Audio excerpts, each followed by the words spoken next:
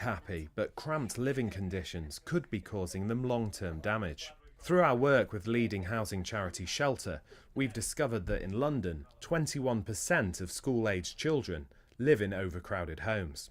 For the last month, we've been filming with these three families. It's okay for a one-bedroom flat, but as far as the family's concerned, way too small. I was misinformed that if we just take the property now, and after the baby's born, you can reapply for a two-bedroom. But obviously, once we got into the one-bedroom, they then said to us, no, your child has to be this age, and you can have two children up to the age of 8, but basically overcrowding isn't a situation that we can actually deal with anymore. You have to stay where you are. Newham didn't issue a statement specifically about Laura and Greg's case, but a Newham Council spokesperson said, overcrowding is not just an issue that affects Newham, but every local authority in the country. We are doing everything we can to tackle this critical issue. Next, over to the other side of the city, in North Kensington. Hi, and hello, and welcome to our house, and let me show you around.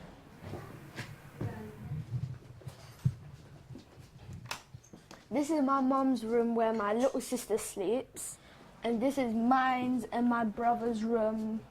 It's too small for my children because Norden is big and he can't manage with his brother in the same room.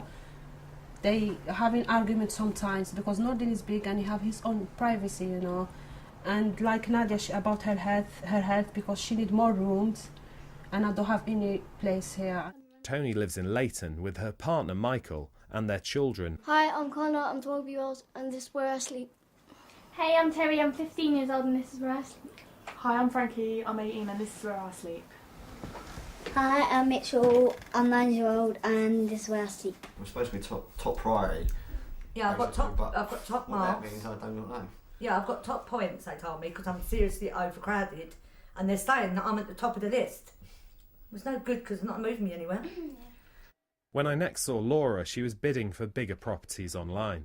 The system now favoured by local authorities. It's intended to make it easier for tenants to move into different council houses. She's been doing this every weekend for 6 years, and the nearest she's ever been to getting a new home is 44th in the queue. Laura says she's frustrated that properties of a suitable size are found for people who arrive in the borough, but if you already live in the area and your family grows, local authorities are reluctant to reassess your case. Basically, the government has stopped building these houses. We're paying more money in taxes and everything else. We're paying into this. My family are personally paying into the system. Me and my husband both work, but we're getting penalised for doing that. And we're basically getting told, okay, it's natural growth. You've got a roof over your head. Suck it up and deal with it. Fair enough. But then when you do see that the council are housing other people, it is gutting. It does get to you.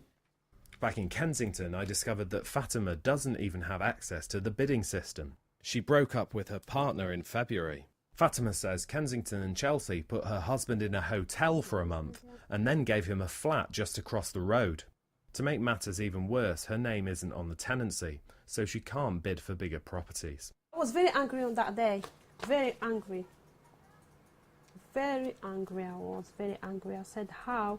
And they give him, and I don't know, and here in the area. A Kensington and Chelsea Council spokesperson said, "We've advised Fatima that in order to transfer the tenancy from her husband into her name, she needs to go to court to obtain a property adjustment order. However, this hasn't prevented her from requesting a transfer to a bigger property." What can I put in there? Tony and Michael have been visited by their local MP, John Cryer. Basically, you just got to talk to the housing people now. We'll write a letter to them and hopefully something might come of it. It's across every borough, and the root of it goes back to the 1980s, where council houses were sold off. They were never rebuilt. The replacements were never brought in. The resources were never put in. And as a result, we live with the situation that we've got today, where you get families, sometimes large families, in very, very cramped circumstances. I've got to say, I partly blame the Tories because they sold them all off, but we should have addressed that. When we were in power, we should have started building council houses. So we've seen 3 sets of parents who all have good reasons to be unhappy about the system. But what is the effect of overcrowding on their children? child who has fallen behind at school because they're living in an overcrowded condition may find that they do less well in terms of their exams, which means they do less well in terms of finding a job. They may find later in life that they have lower wages and poor earning potential because of the housing that they grew up in. Tom Randall, London Tonight.